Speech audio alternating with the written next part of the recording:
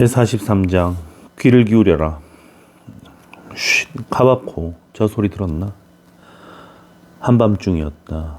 달빛 밝은 밤 선원들은 가운데 갑판에 있는 담수통에서 뒷갑판 난간 옆에 있는 음료수통까지 줄지어 서 있었다. 그들은 이렇게 늘어서서 차례로 물통을 전달하여 음료수통에 물을 채우고 있었다. 선원들은 대부분 신성한 뒷갑판 쪽에 있었기 때문에 말도 하지 않고 발소리도 내지 않으려고 조심했다. 이따금 돛이 바람을 받아서 펄럭이는 소리와 끊임없이 나가고 있는 용골이 윙윙거리는 소리밖에 들리지 않는 깊은 침묵 속에서 물통만 손에서 손으로 건네지고 있었다. 이 침묵 속에서 뒤쪽 승강구 옆에 있던 아치가 옆에 있는 촐로에게 그렇게 속삭였다. 쉿, 카바코 저 소리 들었나? 물통이나 받아 아치. 무슨 소리를 말하는 거야? 또 들려. 승강구 아래쪽이야. 안 들려? 기침. 그래. 기침 소리처럼 들렸어. 무슨 얼어 죽을 기침 소리야. 그 물통이나 넘겨. 저것 봐. 또 들려. 마치 서너 사람이 잠을 자다가 몸을 뒤척이는 것처럼 들려. 제기랄. 이제 그만둬. 그건 네 뱃속에서 저녁에 먹은 건빵 서너 개가 뒤척이고 있는 소리일 거야. 신경 쓸 거 없어. 물통이나 잘 봐. 네가 뭐라고 하든 내 귀는 틀림없어. 물론 그렇겠지. 너는 케이커 할멈이 뜨개질하는 바늘 소리를 낸터컷에서 50마일이나 떨어진 바다에서 들었다고 했으니까. 그래, 대단해. 마음대로 비웃어봐. 이제 곧 알게 될 테니 잘 들어가봤고 뒤쪽 선창에는 아직 갑판에 나타나지 않은 놈들이 있어. 우리 무굴여강함도 거기에 대해 뭔가를 알고 있는 것 같아. 언젠가 아침에 당직을 서고 있을 때 스터브가 플래스크한테 말하는 걸 얼핏 들었어. 제기랄, 물통에 내리죠.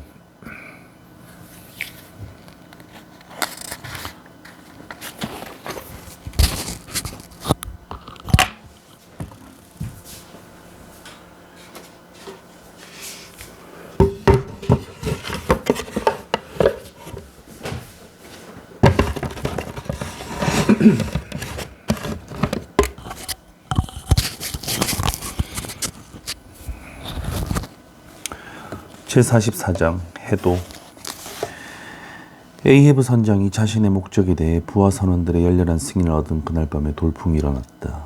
그 후 누군가가 에이헤브를 따라서 그의 선실에 내려갔다며 그가 벽장으로 걸어가 구겨진 채 돌돌 말려있는 커다랗고 누리끼리한 해도를 꺼내 나사못으로 바닥에 고정시킨 탁자 위에다 펼쳐놓는 것을 보았을 것이다. 그런 다음 그 앞에 앉아서 눈에 들어오는 다양한 선과 색을 유심히 살펴보고 느리지만 침착하게 연필을 올려 빈자리에다 새로 줄을 걷는 것도 보았을 것이다. 이따금 그는 옆에 쌓여있는 낡은 항해일지를 뒤적이기도 했는데 그 일지에는 여러 배들이 항해하다가 향유고래를 잡았거나 목격한 계절과 장소가 기록되어 있었다. 이렇게 열중해 있는 동안 머리 위 쇠사슬에 매달려 있는 무거운 백랍 램프는 배의 움직임에 맞추어 끊임없이 흔들리며 그의 주름진 이마에 빛과 그림자의 줄무늬를 번갈아 던져주었다. 그래서 그가 구겨진 해도에다 선과 항로를 표시하는 동안 눈에 보이지 않는 연필이 그의 이마에 새겨진 해도에도 선과 항로를 그리고 있는 것처럼 보였다. 그러나 에이헤브가 홀로 선실에 틀어박혀 이렇게 해도를 연구하는 것은 이날 밤만이 아니었다. 그는 거의 매일 밤 해도를 꺼내 연필 표시를 지우기도 하고 선을 새로 긋기도 했다. 에이헤브는 4대양의 해도를 모두 앞에 펼쳐놓고 오로지 자기 영혼의 그 편집광적 의도를 좀 더 확실히 달성하기 위해 해리와 소용돌이의 미로를 더듬어가고 있었다. 그런데 고래의 습성을 잘 모르는 사람에게는 그런 식으로 망망대해에서 단 한 마리의 생물을 찾아내는 것은 절대 불가능한 일로 여겨질지 모른다. 그러나 에이헤브는 그렇게 생각하지 않았다. 그는 모든 해류와 조류를 알고 있었고 그래서 향유고래의 먹이가 다니는 길도 추정할 수 있었고 어떤 위도에서 향유고래를 사냥하기에 적당한 것으로 확인된 시기를 기억에 되살려 이런저런 사냥터에 언제 가는 것이 목적한 사냥감을 찾기에 가장 알맞은 것일지에 대해 합리적이고 거의 정확한 추리에 도달할 수 있었다. 실제로 향유고래가 특정 해역에 주기적으로 나타난다는 것은 확실한 사실이기 때문에 전 세계에서 향유고래를 면밀히 관찰하고 연구할 수만 있다면, 그리고 전체 포경선단의 항해일지를 주의 깊게 대조할 수만 있다면 향유고래의 이동 경로는 청어 때나 제비의 이동과 정확하게 일치한다는 사실이 밝혀질 거라고 많은 고래잡이들은 믿고 있다. 이 점에 착안하여 향유고래의 이동로를 표시한 정밀한 해도를 만들어 보려는 시도도 여러 차례 이루어졌다. 게다가 향유고래는 먹이를 찾아 한 곳에서 다른 곳으로 이동할 때 정확한 본능, 즉 신에게 받은 신비의 지성이 이끌려 이른바 맥을 따라 헤엄쳐간다. 어떤 배가 어떤 해도에 따라 항해해도 그 10분의 1에도 미치지 못할 만큼 정확하게 정해진 바닷길을 따라가는 것이다. 이런 경우 어떤 고래가 택하는 방향은 측량기사의 평행선처럼 직선이고, 따라서 고래가 지나간 자국도 직선이 될 수밖에 없다.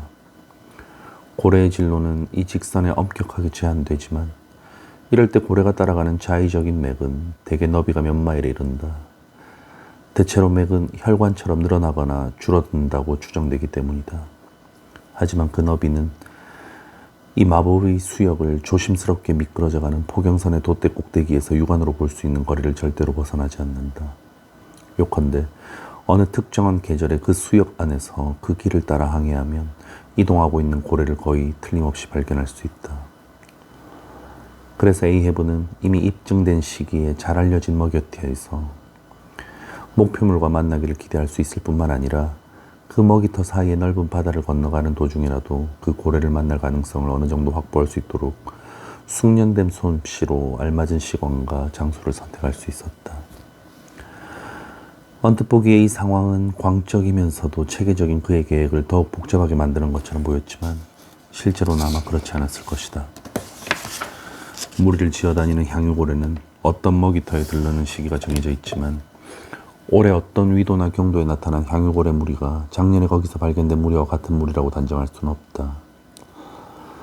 하지만 다른 무리라는 것이 사실로 입증된 특수한 경우는 있다. 일반적으로 이것은 성숙하고 나이 든 향유고래 중에서도 혼자 지내는 외톨이에게 그리 넓지 않은 범위 안에서나 적용된다.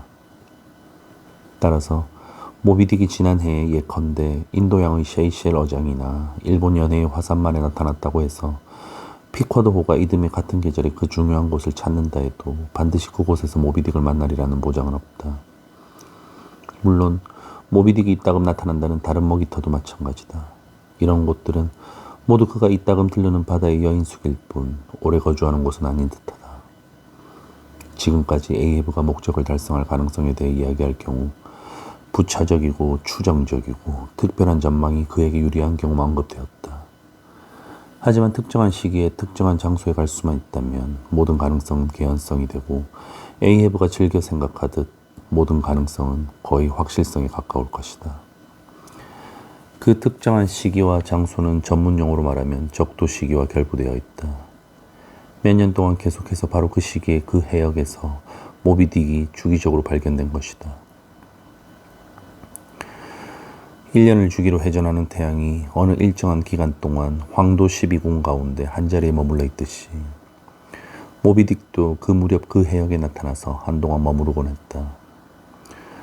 또한 그 흰 고래와의 사투는 대부분 그곳에서 벌어졌고 그곳의 파도는 그의 짓으로 전설화되었고 그곳이야말로 편집광적인 노인이 무서운 복수의 동기를 발견한 그 비극적인 장소이기도 했다.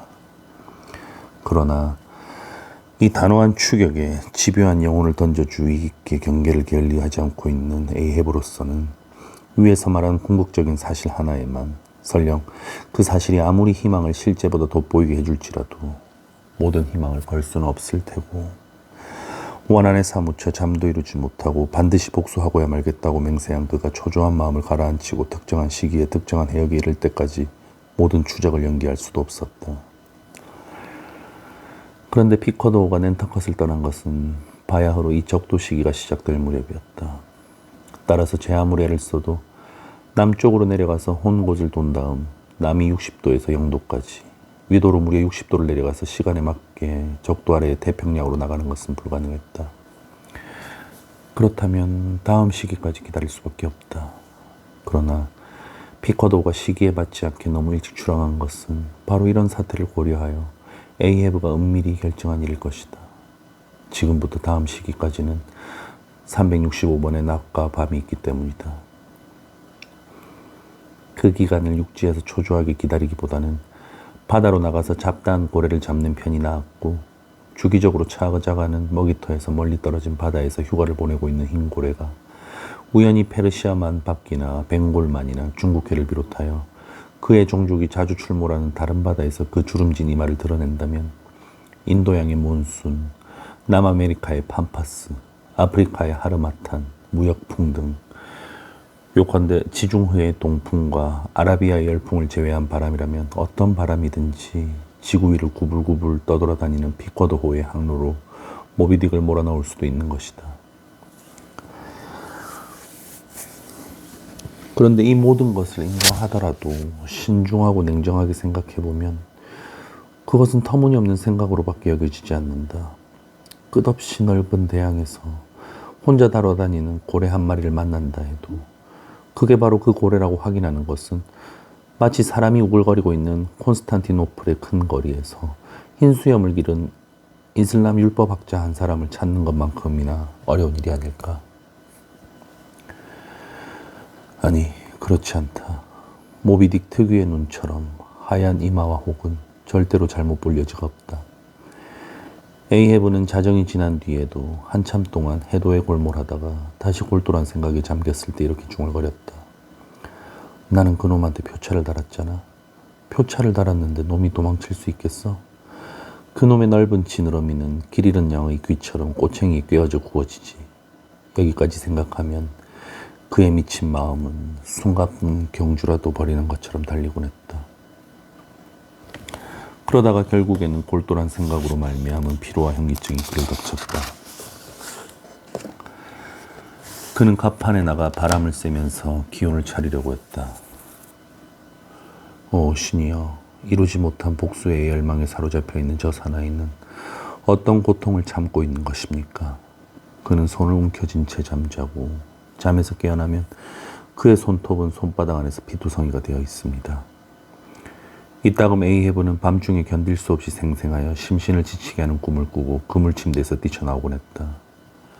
그 꿈은 온종일 그를 짓눌렀던 격렬한 생각의 반복이었고, 온갖 상념이 불꽃을 튀기며 서로 충돌하는 망념 속을 뛰어다니고 불타는 두뇌 속에서 소용돌이치며 회전하고 결국에는 고동치는 생명의 맥박 자체가 견디기 어려운 고뇌의 근원이 되었다. 때로는 이 정신적인 고뇌가 에이헤브의 존재 자체를 그 근저에서 떠오르게 하고 그 밑에 있는 심연을 노출시켜 거기에서 화염과 번갯불이 솟아오르고 저주받은 악귀들이 그 심연으로 뛰어내리라고 그에게 손짓할 때도 있었다. 이처럼 내면의 지옥이 발치해서 입을 벌리면 고독한 야수의 무시무시한 울부짖음이 배 전체에 울려 퍼지고 에이헤브는 마치 불붙은 침대에서 뛰쳐나오듯 두 눈을 번뜩이며 선실에서 뛰쳐나온다. 그러나 이런 일들은 에이헤브가 지닌 잠재적 약점의 징후도 아니고 자신의 결심에 대한 두려움을 저도 모르는 사이에 드러내는 것도 아니다. 오히려 그 결의의 치열함을 분명히 보여주는 표시일 것이다. 무언가에 집중하는 에이헤브, 흰 고래를 철저하고 집요하게 추적하는 사냥꾼으로 계획적이고 냉정하기를 데 없는 에이헤브. 해도를 검토한 뒤 침대에 들어가는 에이헤브는 공포에 질려 침대에서 도망쳐 나오는 에이헤브와는 전혀 다른 사람이었기 때문이다. 에이헤브를 침대에서 도망치게 한 것은 그에게 내재하는 영원한 생명 원칙, 즉 영혼이었다. 그것은 보통 때에는 그의 인격을 형성하는 정신에 실려 다니면서 그 도구나 매개체로 이용되지만 잠자고 있을 때에는 그 정신에서 잠시 떨어져 나온다. 에이헤브가 밤중에 침대에서 도망쳐 나온 것은 이성이 이제 더 이상 합일체가 아닌 광적인 것과의 접촉을 자발적으로 회피한 결과다. 그러나 정신이라는 것은 영혼과 결부되지 않으면 존재할 수 없다. 따라서 에이헤브의 경우에는 자신의 온갖 상념과 상상을 오직 한 가지의 숭고한 목적에 바쳤고 그 목적은 자신의 완고한 의지로 신과 악마에게 거역함으로써 일종의 독불장군처럼 독립적인 존재물이 되었다. 아니, 그 목적은 그것이 원래 결부되어 있는 평범한 생명력이 초대받지 않은 사생아의 탄생에 놀라서 도망친 뒤에도 계속 살아서 불탈 수 있었다. 그렇기 때문에 에이헤브처럼 보이는 어떤 존재가 선장실에서 뛰쳐나왔을 때 그 육체의 눈에서 번뜩이는 고통의 정신은 그때 이미 알맹이 없는 껍데기, 형체 없는 몽유변적 존재였다. 물론 한 줄기 생명에 비치긴 했지만 그 본래의 색을 발생시킬 대상이 없었기 때문에 그야말로 허무 그 자체였다. 늙은이여, 하나님이 당신을 도와주실 거요. 당신의 생각이 당신 안에 또 하나의 생명체를 창조했소. 자신의 치열한 생각 때문에 스스로 프로메테우스가 된 인간. 당신의 심장을 영원히 쪼아먹는 독수리. 그 독수리야말로 당신이 창조한 생명체인 것이오. 제45장 선서진술서.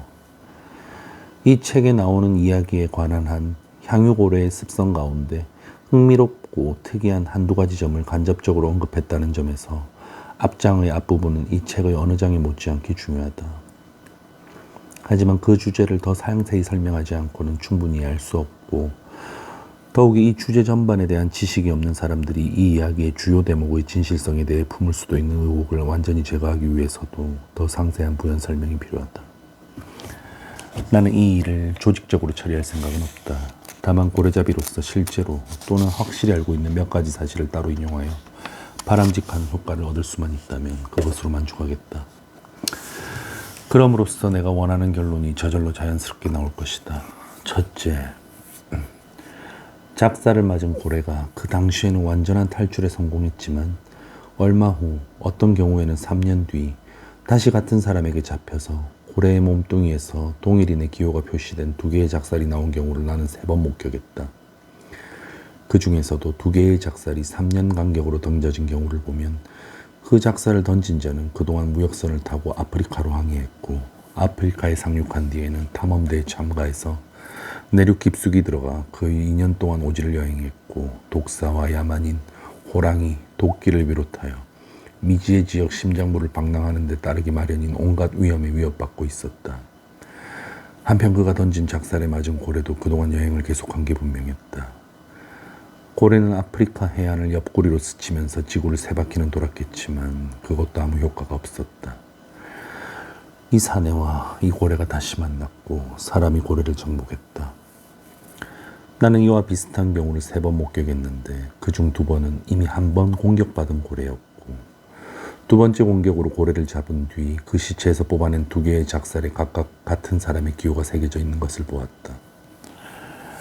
같은 고래가 3년 간격으로 같은 사람의 같은 공격을 받고 죽은 경우, 나는 우연찮게도 2번 다 보트에 타고 있었고, 2번째로 그 고래를 보았을 때는 3년 전에 보았던 유별나게 생긴 큰 반점이 그 고래의 눈 밑에 있는 것을 분명히 알아보았다. 나는 3년이라고 말했지만 그보다 더 간격이 길었던 것은 확실하다. 어쨌든 나는 3가지 사례를 실제로 목격하여 그 진실성을 알고 있다. 그뿐만 아니라 다른 사람한테 전해들은 사례도 엄청나게 많은데 그들의 진실성과 정확성을 의심할 근거는 전혀 없다. 둘째, 육지에는 알려지지 않았을지도 모르지만 향유고래를 잡는 포경업계에서는 너무도 잘 알려진 사실이 있다. 그 넓은 바다에서 특정한 고래가 때와 장소를 달리하여 사람들에게 목격된 기억할 만한 역사적 사례가 몇 건이나 있었다는 것이다.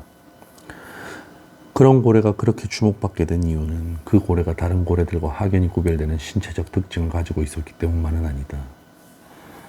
고래의 신체적 특징이 아무리 특이하다 해도 사람들은 곧 그 고래를 잡아서 귀중한 기름을 짜내어 그 특징을 파괴해버리기 때문이다. 진짜 이유는 이렇다. 무서운 위험이 따르는 포경업의 경험 때문에 그런 고래에게는 리날디니처럼 비할 데 없이 위험한 놈이라는 평판이 따라다녀서 대부분의 고래잡이들은 그 고래가 바로 옆에서 빈둥거리고 있는 것을 발견해도 좀 더 친하게 사귀려고 애쓰지 않고 그저 방수모에 손을 대어 경의를 표하는 것으로 만족하기 때문이다. 육지에서 화를 잘 내고 성 마른 사람을 알고 있는 불쌍한 녀석들이 길거리에서 그를 만나면 멀리서 공손히 인사만 할 뿐 더 친하게 사귀려 하다가는 주제넘은 놈이라고 당장 주먹이 날아들진 않을까 하고 겁을 내는 것과 마찬가지다. 그러나 이들 유명한 고래들은 저마다 대단한 명성을 누렸다. 드넓은 바다 전역에 널리 알려져 있었으니까 전 해양적 명성이라고 말할 수 있다. 살아있을 때만 유명한 것이 아니라 죽은 뒤에도 선원들 사이에서 불멸의 존재로 남아있고 명성에 어울리는 온갖 권리와 특전과 명예도 누렸다. 실제로 캄비세스나 카이사르만큼 유명한 고래도 있었다. 오, 티모르 잭이여, 그렇지 않은가? 바로 그 이름을 가진 동양의 해협에 오랫동안 숨어 살면서 야자수 우거진 온베이 앞바다에서 자주 물을 뿜었던 빙산처럼 온몸에 흉터가 있는 유명한 고래여.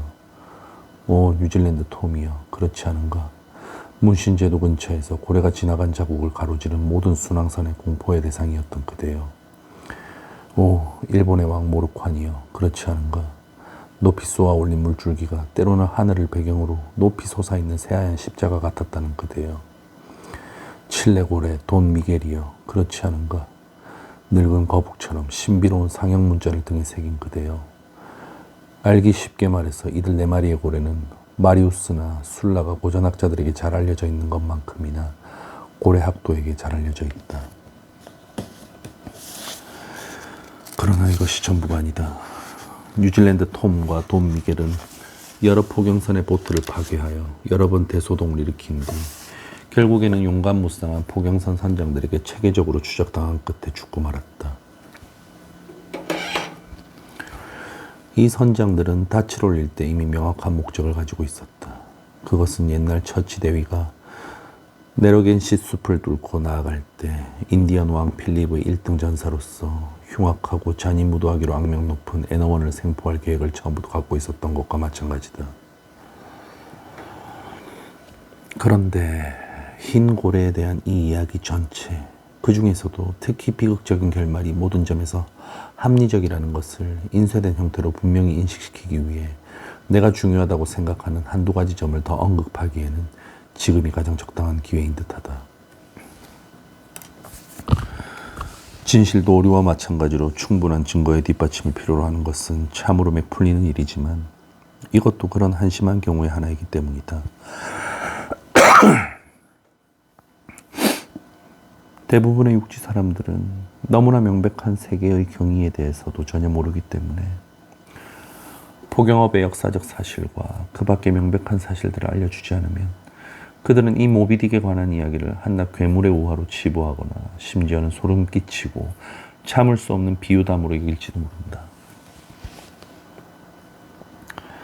첫째, 대다수 사람들은 이 포경업의 일반적인 위험에 대해 매우 막연한 생각을 갖고 있지만 그 위험이 어떤 것이고 얼마나 자주 발생하는지에 대한 확고하고 뚜렷한 개념 같은 것은 전혀 갖고 있지 않다. 그 이유 중에 하나는 포경험에서 실제로 발생한 재난과 사망자들 가운데 고국의 공식 문서에 기록되는 경우는 50분의 1도 안 되고 그 기록마저도 일시적이어서 이내 잊히기 때문이다. 지금 이 순간에도 어느 불쌍한 사나이가 뉴기니 앞바다에서 포경밧줄에 엉킨 채 힘센 고래에게 끌려 바다 밑바닥으로 가라앉고 있겠지만 여러분은 내일 아침 식탁에서 그 가여운 산의 이름을 신문의 부관안에서 보게 될 것이라고 생각하는가? 천만에 이곳과 뉴기니 사이의 우편은 매우 불규칙하기 때문이다. 실제로 뉴기니에서 직접적이든 간접적이든 정기적인 뉴스라고 부를 수 있는 것이 들어온다는 이야기를 들어본 적이 있는가? 나는 언젠가 태평양에 나갔을 때 만난 수많은 배들 중에서 약 30척의 배와 이야기를 주고받았는데 모든 배에서 적어도 한 사람은 고래한테 목숨을 잃었고 그 중에는 2사람 이상을 잃은 배도 상당수에 이르렀으며 심지어는 한 보트에 탄 선원을 모두 잃은 배도 3척이나 되었다. 여러분은 제발 집에서 쓰는 램프와 양초를 전략해 주길 바란다. 여러분이 태우는 기름 1갤런은 적어도 누군가의 피 한 방울 대가로 치르지 않고는 얻을 수 없기 때문이다. 둘째, 육지 사람들은 고래에 대해 엄청난 힘을 가진 거대한 생물이라는 정도의 막연한 생각을 가지고 있다. 하지만 내가 그들에게 고래가 얼마나 크고 힘센 동물인지를 구체적으로 예를 들어 설명하면 그들은 내가 재미있는 익사를 부린다고 칭찬을 했다. 내 영혼을 걸고 맹세하지만 그 이야기를 할 때 나는 이집트의 재앙을 기록할 때 모세가 그러했듯이 익사를 부릴 생각이 전혀 없었다. 그러나 다행히도 내가 여기서 주장하고자 하는 특별한 요점은 나와 전혀 관계없는 증거로 입증될 수 있는데 그 요점은 바로 이것이다.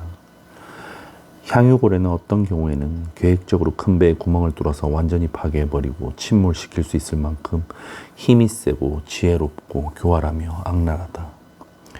게다가 향유고래는 실제로 그런 짓을 하고 있는 것이다. 첫 번째 사례. 1820년에 폴라드 선장이 지휘하는 낸터컷의 에식스호가 태평양을 순항하고 있었다.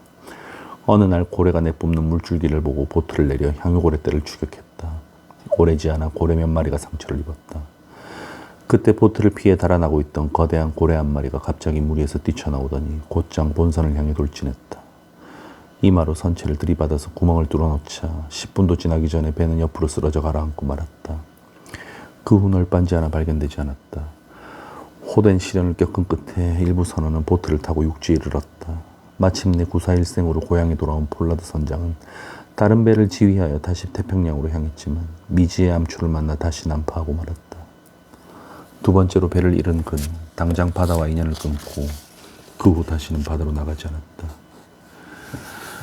지금도 폴라드 선장은 낸터컷에 살고 있다. 나는 그 비극이 일어났을 당시 에식스호의 1등 항해사였던 오원 체이스를 만난 적이 있고 그의 솔직하고 정확한 기록도 읽었고 그의 아들과 이야기를 나눈 적도 있는데 이 모든 게 그 대참사가 일어난 현장에서 몇 마일밖에 떨어져 있지 않은 곳에서였다. 다음은 체이스의 기록에서 발췌한 것이다. 고래가 그런 행동을 한 것은 결코 우연이 아니었다는 결론의 정당성은 모든 사실을 보증해 주는 것 같았다. 고래는 짧은 간격을 두고 전후 2번에 걸쳐 본선에 대해 파상 공격을 감행했는데 2번 다 공격 방향은 우리에게 최대의 피해를 주도록 치밀하게 계산되어 있었다. 고래는 두 물체의 속도가 결합하여 충격이 가중되도록 배 앞으로 돌아가서 정면으로 충돌하는 방식을 택했기 때문이다. 충격의 효과를 높이려면 고래가 취한 바로 그런 행동이 필요했다. 고래의 모습은 참으로 무시무시했고 원한과 분노를 나타내고 있었다. 좀 전에 우리는 고래무리 속으로 돌진하여 3마리를 잡았는데 그 고래는 죽은 동료들의 고통에 대한 복수심에 불타는 것처럼 그 무리에서 똑바로 뛰쳐나왔다. 어쨌든 모든 상황을 종합해 볼 때 모든 일은 내 눈앞에서 일어났고 그때 나는 고래가 단호하고 치밀하게 공격하고 있다는 인상을 받았기 때문에 그때 내가 받은 느낌을 지금 다 기억할 수는 없지만 내 생각이 옳다고 확신할 수 있다. 그는 배를 버리고 탈출한 지 얼마 후 구조의 손길을 뻗어줄 해안에 닿는 것을 거의 체념한 채 칠흑같이 어두운 밤에 보트를 타고 표류하면서 느낀 감상을 이렇게 기록했다. 캄캄한 바다와 높은 파도는 아무것도 아니었다. 무서운 폭풍에 휩쓸리거나 암초에 부딪히거나 그 밖에 일반적으로 공포심을 불러일으키는 것은 그 어떤 것도 너무 하찮게 느껴져서 거의 생각할 가치가 없는 것 같았다. 처참해 보이는 난파선의 잔해와 복수심에 불타는 그 고래의 무시무시한 모습이 내 마음을 완전히 사로잡았다. 다시 해가 뜰 때까지 나는 오로지 그 생각에만 몰두해 있었다. 다른 대목에서도 그는 고래의 신비롭고 치명적인 공격에 대해 이야기하고 있다. 두 번째 사례. 1807년에 낸터컷의 유니언호가 아조레스 제도 앞바다에서 비슷한 공격을 받고 완전히 파괴되었지만 나는 이 참사를 상세히 다룬 믿을 만한 기록을 읽을 기회가 없었고 고래잡이들이 지나가는 이야기로 그 사건을 언급하는 것을 이따금 들었을 뿐이다. 세 번째 사례. 18년 내지 20년 전 당시 미국 해군의 최신의로 평가받던 슬루프형 전함을 지휘하고 있었던 제이 제독은 샌드위치 제도의 오아우항에 정박해 있을 때 어느 낸터컷 선적의 배에서 포경선 선장들과 식사를 같이 한 적이 있었다. 고래가 화제에 올랐을 때 제독은 동석한 포경업계 신사들이 말하는 고래의 놀라운 힘에 대해 회의적인 반응을 보였다. 제독은 그의 견고한 슬루프형 전함을 공격하여 물 한 방울이라도 새게 할 수 있는 고래는 세상에 존재하지 않는다고 단호히 주장했다. 그것은 좋았지만 일은 거기서 끝나지 않았다. 몇 주 뒤에 제독은 그 난공불락의 전함을 타고 몇 주 뒤에 제독은 그 난공불락의 전함을 타고 발파라이소로 떠났다. 하지만 도중에 당당한 향유고래 한 마리가 배를 가로막고는 기난 볼 일이 있으니 잠깐 시간을 내달라고 청했다.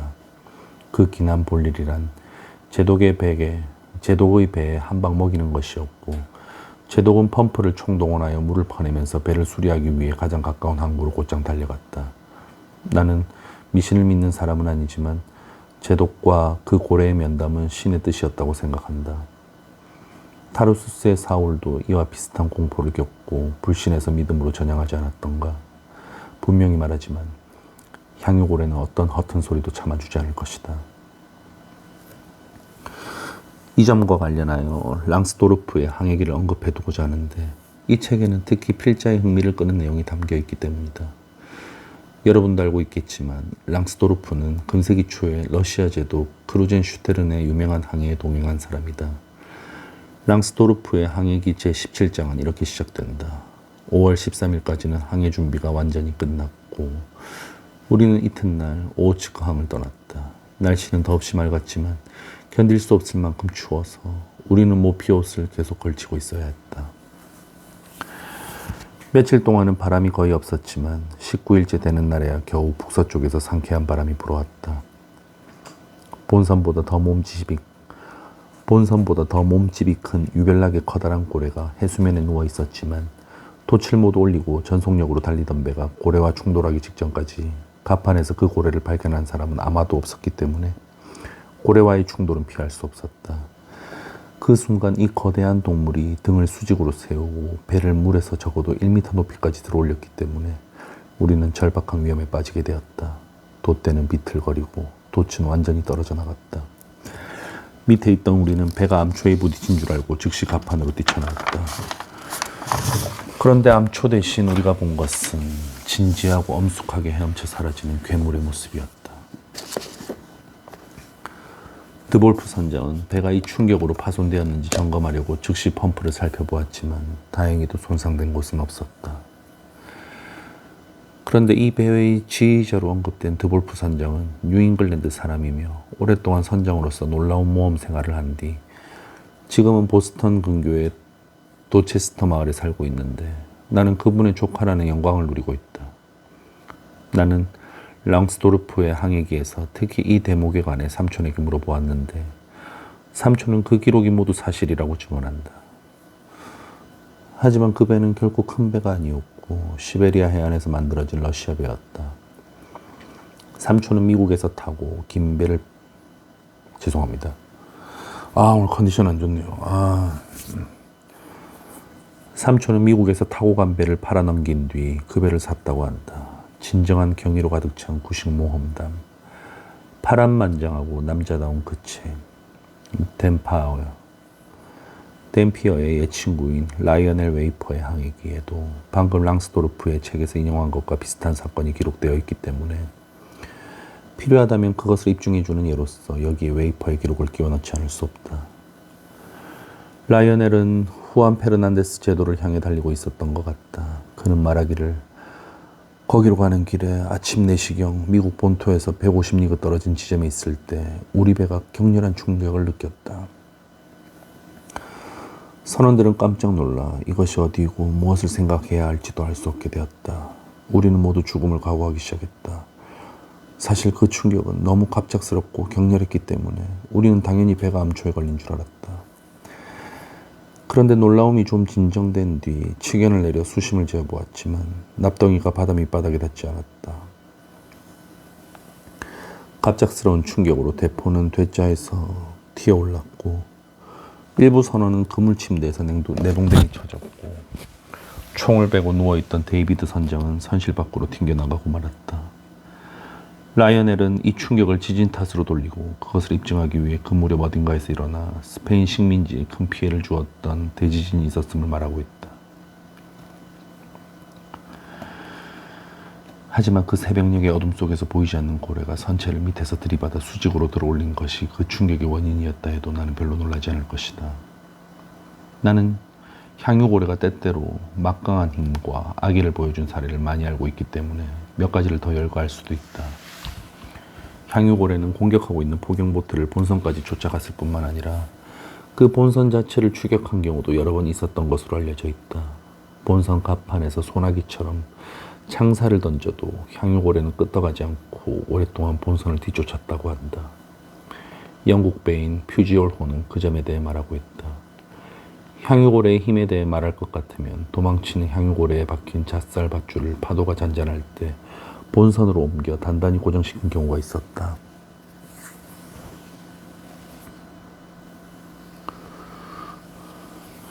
그때 향유고래는 마치 말이 마차를 끌고 가듯 커다란 선체를 끌고 물을 헤치며 헤엄쳐갔다.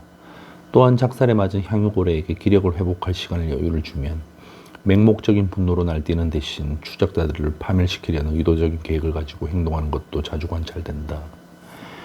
향유고래가 공격을 받으면 입을 딱 벌리고 몇 분 동안 그 무서운 형상을 그대로 유지하는 경우가 많은 것도 그 고래의 성격을 잘 보여준다.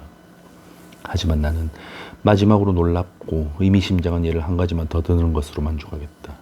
이 예를 보면 여러분은 이 책에 실린 가장 놀라운 사건도 오늘날의 명백한 사실들을 통해 확인하고 있을 뿐만 아니라 이런 경이로운 사건들은 사실상 태고적부터 있었던 일의 단순한 반복일 뿐이라는 것을 깨닫게 될 것이다. 그래서 우리는 솔로몬을 따라 100만 번째로 아멘을 부른다. 참으로 태양 아래 새로운 것은 아무것도 없다. 서기 6세기 유스티니아누스가 동로마 제국의 황제이고 벨리사리우스가 그 휘하의 로마 관련 정보가 궁금하시면 영화 로마에 대해서 알려줘. 로마 관련 TV 콘텐츠 시청을 원하시면 로마 검색해와 같이 말씀해주세요. 진이야 정신 차려. 죄송해요. 깜빡 졸았네요. 자. 서기 6세기 유스티니아누스가 동로마 제국의 황제이고 벨리사리우스가 그 휘하의 장군이었던 시절 콘스탄티노플의 행정관인 프로코피우스라는 기독교 신자가 살고 있었다. 많은 사람이 알고 있듯이 그는 자기 시대의 역사를 기술한 사람인데 그의 기술은 모든 점에서 진귀한 가치를 지니고 있다. 최고 권위자들은 항상 그를 가장 믿을 만하고 과장하지 않는 역사가로 생각했다. 물론 한두 가지 항목은 예외지만 그것은 결코 지금 언급될 문제에 영향을 미치지 않는다. 프로코피우스는 역사서에서 말하기를 그가 콘스탄티노플의 행정관으로 재임하고 있을 무렵 가까운 프로폰티스, 즉 마르마라해에서 무려 50년이 넘도록 종종 배를 파괴해온 거대한 바다 괴물이 잡혔다는 것이다. 이처럼 중요한 역사서에 기록된 사실은 쉽게 부정할 수도 없고 부정해야 할 이유가 있는 것도 아니다. 이 바다 괴물이 정확히 어떤 종족인지는 언급되어 있지 않다. 하지만 배를 파괴한 것과 그 밖의 여러 가지 이유를 종합해보면 그 괴물은 고래였을 게 분명하고 나는 그것이 향유고래였다고 생각한다. 그 이유는 이렇다. 향유고래는 지중해와 거기에 이어진 깊은 바다에서는 언제나 미지의 존재였다. 지금도 나는 그 바다가 현재의 상황에서는 향유고래 무리가 습관적으로 자주 들르는 곳이 아니고 앞으로도 마찬가지일 것이라고 확신한다. 하지만 근대의 향유고래가 지중해에서 간간히 발견된 것은 최근 조사로 입증되었다. 확실한 소식통이 전하는 바에 따르면 영국 해군의 데이비스 제독이 바르바리 연안에서 향유고래 해골을 발견했다고 한다. 군함도 다르다넬스 해협을 쉽게 통과하니까 향유고래도 같은 길을 따라 지중해에서 프로폰티스로 빠져나갈 수 있었을 것이다. 내가 알고 있는 한 프로폰티스에서는 참고래의 먹이인 청어나 정어리 따위는 전혀 발견되지 않는다. 그러나 향유고래의 먹이인 오징어가 바다 밑바닥에 숨어 있다고 믿을 만한 이유는 충분하다. 가장 큰 오징어는 아니지만 그래도 상당히 큰 오징어가 해수면에서 발견되었기 때문이다. 그렇다면 이런 진술들을 적절하고 종합하고 거기에 대해 조금만 추리해보면 반세기 동안이나 로마 제국의 배에 구멍을 뚫었다고 프로코피우스가 기술한 바다 괴물은 10중 8구 향유고래였다는 것을 분명히 알아차릴 수 있을 것이다.